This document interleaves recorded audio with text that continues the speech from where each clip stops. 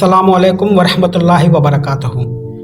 बेशक कुरान करीम के एक एक हरूफ के अंदर अल्लाह ताला की रहमत और बरकत मौजूद है, जो कि पूरी उम्मत मुस्लिमा के लिए शिफा का बाइस बनती है।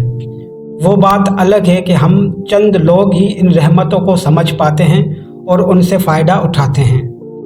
आज मैं आप लोगों के साथ कुरान करीम की एक छोटी सी आयत हस्बुनल्लाह व निअमुल वकील का वजीफ़ा शेयर कर रहा हूँ।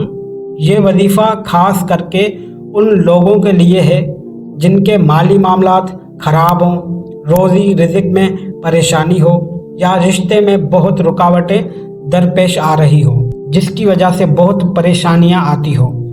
तो आपको चाहिए कि कुरान करीम की इस आयत मुबारका से अपने मसाइल को हल करने की कोशिश करें, जिसका तरीका ये है 9 और 10 मुहर्रम की रात को तहज्जुद की नमाज का एहतमाम करें और तहज्जुद नमाज के फ़ौरन बाद ये अमल शुरू कर दें। ये अमल महज 2 रातों का है, पर इसकी बरकत और रहमत आपकी ज़िंदगियों में हमेशा रहेगी इंशाअल्लाह ताला।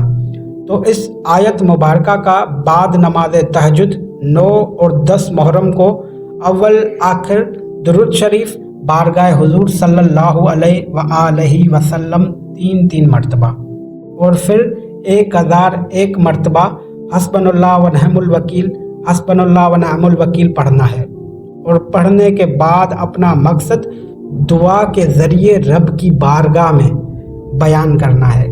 इंशाअल्लाह ताला 3 दिन के अंदर ही आपके रोज़ी रिज़्क़, घरेलू परेशानियां और ख़ास करके रिश्ते में जो रुकावटें हैं वो ख़त्म हो जाएंगी।